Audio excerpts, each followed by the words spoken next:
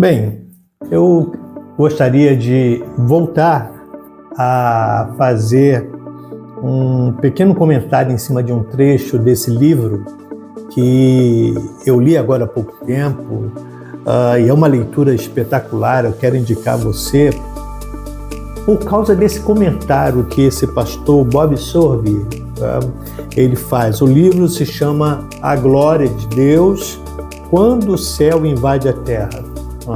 É um título bastante sugestivo, mas ele tem um capítulo aqui muito interessante, no capítulo 4, onde ele destaca o seguinte: praticamente todo pastor e todo líder de louvor já experimentou o que significa trabalhar com muito afinco, planejando o culto de adoração, os cânticos e a música, e depois chegar ao culto e perceber que Deus decidiu desfazer o plano deles. E o que fazemos então?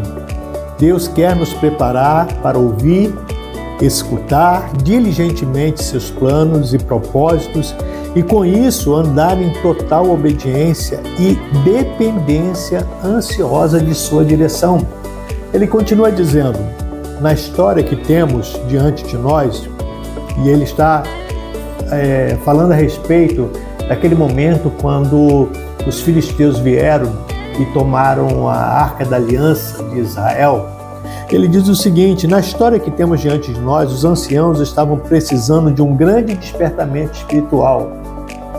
Eles decidiram carregar a arca para o campo de batalha, na esperança de que ela os salvasse das mãos dos seus inimigos. Essa passagem está lá em 1 Samuel, no capítulo 4. E eles achavam que o poder de libertação estivesse na arca em si.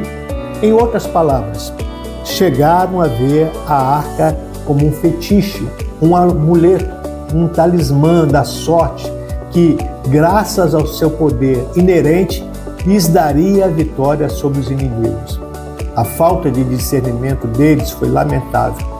Em vez de consultar a Deus, voltaram-se para a experiência. Abre aspas, vamos tentar ver o que acontece.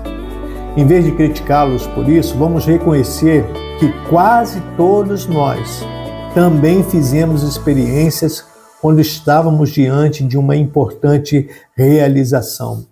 E aí ele vem destacando, fazendo a leitura que está lá em 1 Samuel capítulo 4, mas ele diz algo muito interessante. Ele afirma o seguinte: bem, eis o que eu percebi quando li atentamente a história. O povo de Deus tinha a presença de Deus, a arca e os gritos no acampamento e perdeu a guerra. Isso contradisse tudo o que eu acreditava sobre guerra espiritual.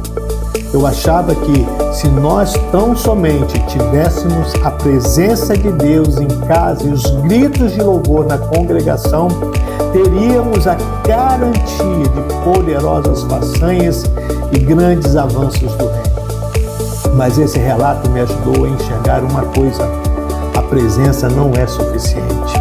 Apesar de terem a presença e o grito da vitória, ainda assim eles perderam a guerra. Vou dizer o que acho para você considerando essa situação. Nós precisamos mais do que a presença. Necessitamos da glória.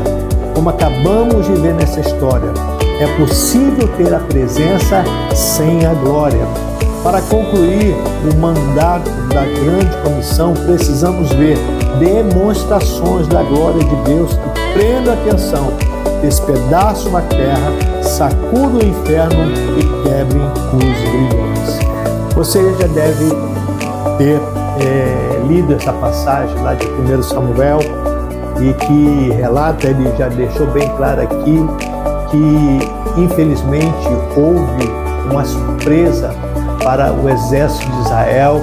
Nós vamos verificar que os sacerdotes Ofni e Finéias, filhos do sumo sacerdote Eli, levaram a arca para o campo de batalha e ali eles perderam a guerra.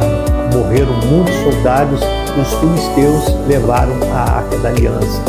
Nós conhecemos a passagem quando trouxe alguém, um sobrevivente lá do campo de batalha, veio e contou isso em Israel, as pessoas começaram a ficar angustiadas, ficaram perplexas, e o sumo sacerdote ele tomou conhecimento e foi perguntar o que é que tinha acontecido, e disseram para ele: olha, Israel perdeu a guerra, os seus 2 filhos foram mortos e a Arca da Aliança foi tomada.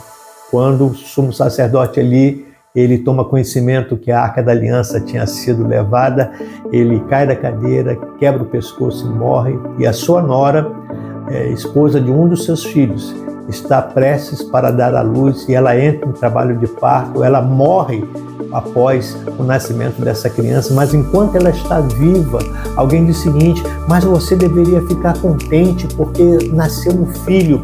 E ela dá um nome para essa criança. Talvez alguém diz: qual é o nome que você vai dar para essa criança? Ela diz Icabode. Alguns preferem pronunciar Icabode, enfim.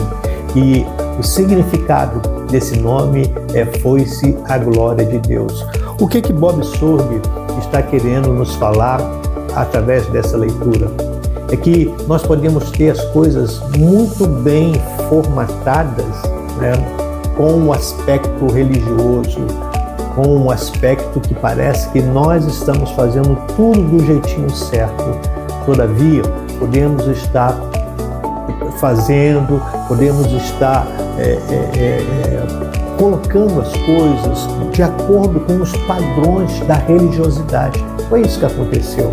A Arca da Aliança realmente era a presença de Deus? Era, mas estava faltando uma coisa em Israel naquela época que está faltando hoje: é a glória de Deus. Você lembra quando Moisés pediu: Senhor, não nos faça sair deste lugar se a tua presença não for conosco? E nós estamos meditando esses dias aqui na nossa igreja e fazendo essa leitura, Deus disse para Moisés: ok, Moisés, eu irei com vocês, a minha presença irá com você. Mas o Moisés, ele vai um pouquinho a mais. Moisés diz o seguinte: Senhor, já que o Senhor vai conosco, eu quero ver a tua glória. Olha só que coisa linda que Moisés está nos ensinando aqui. É que não basta apenas termos a garantia da presença de Deus. A Bíblia diz que onde estiverem 2 ou mais pessoas, certamente Deus ali estará. Mas nós necessitamos da glória de Deus. O que é a glória de Deus? A glória de Deus, ela é como aquela nuvem que entrou dentro do tabernáculo de Moisés quando ninguém mais poderia entrar lá. O tabernáculo estava tudo pronto, tinha a arca ali, mas a nuvem, a glória da presença de Deus, ela se manifestou posteriormente. Assim aconteceu no templo lá em Jerusalém, quando Salomão edificou o templo, quando eles carregaram a arca para dentro do templo.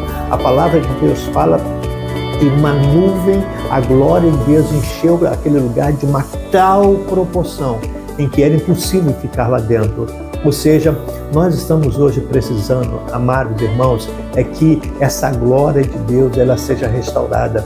Nós temos pregações, nós temos cânticos, nós temos movimento, mas eu estou chegando à conclusão e eu fico com uma angústia na minha alma justamente por isso. É porque nós podemos ter tudo isso relacionado à presença de Deus. É claro que precisamos da presença de Deus. É claro que eu e você precisamos da presença de Deus na nossa vida.